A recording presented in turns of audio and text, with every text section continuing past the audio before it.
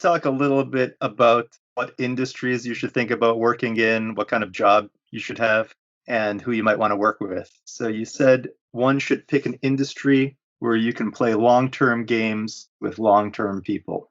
Why? Yeah, this is an insight into what makes Silicon Valley work and what makes high trust societies work. Essentially, all the benefits in life come from compound interests, whether it's in relationships or making money or in learning.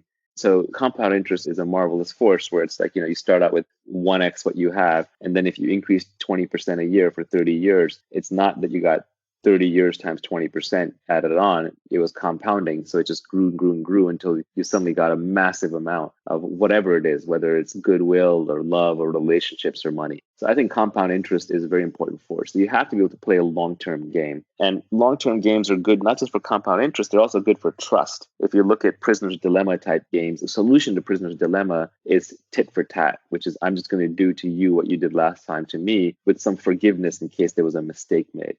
But that only works in an iterated prisoner's dilemma. In other words, if we play the game multiple times. So if you're in a situation, like, for example, you're in Silicon Valley where people are doing business with each other and they know each other, they trust each other, then they do right by each other because they know this person will be around for the next game. Now, of course, that doesn't always work because you can make so much money in one move in Silicon Valley. Sometimes people betray each other because they're just like, I'm going to get rich enough off this that I don't care. So there can be exceptions to all these circumstances. But essentially, if you want to be successful, you have to work with other people and you have to figure out who can you trust and who can you trust over a long, long period of time that you can just keep playing the game with them so that compound interest and high trust will make it easier to play the game and will let you collect the major rewards, which are usually at the end of the cycle. So, for example, Warren Buffett has done really well as an investor in the US stock market. But the biggest reason he could do that was because the US stock market has been stable and around and didn't get, for example, seized by the government during a bad administration,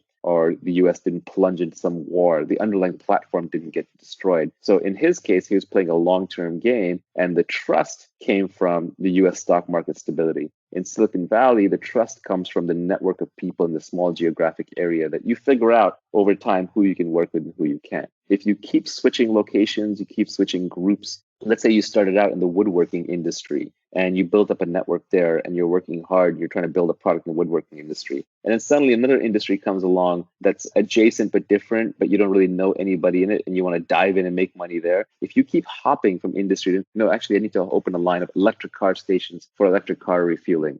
That might make sense. It might be the best opportunity, but every time you reset, every time you wander out of where you built your network, you're going to be starting from scratch. You're not going to know who to trust. They're not going to trust you. There are also industries in which people are transient by definition. They're always kind of coming in and going out.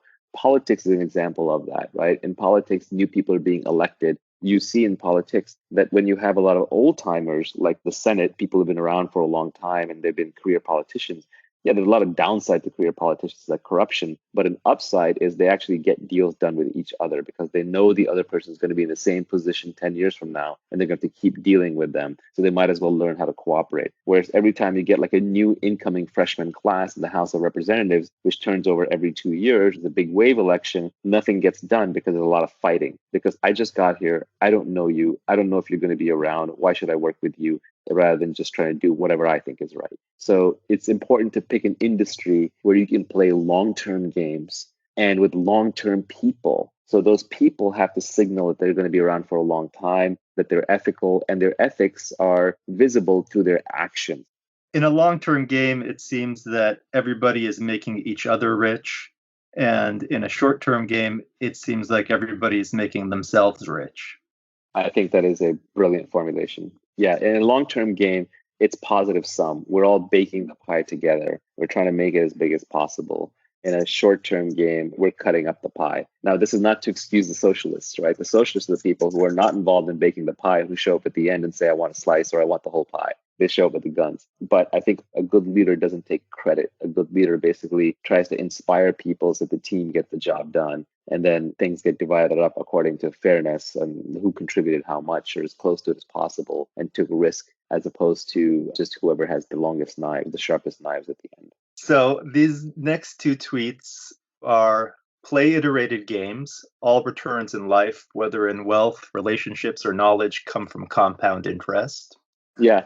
When you've been doing business with somebody, you've been friends with somebody for 10 years, 20 years, 30 years, it just gets better and better because you trust them so easy that the friction goes down. You can do bigger and bigger things together. For example, the simplest one is getting married to someone, having kids and raising children. Like that's compound interest, right? Investing in those relationships. Those relationships end up being invaluable compared to more casual relationships. It's true in health and fitness. The fitter you are, the easier it is to stay fit. Whereas the more you deteriorate your body, the harder it is to come back and claw your way back to a baseline. It requires heroic acts. Regarding compound interest, I think I saw you retweet something a while back. Maybe it was from Ed Lattimore. It went something along the lines of get some traction, get purchase, and don't lose it. So the idea was to gain some initial traction and never fall back, just keep ratcheting up and up.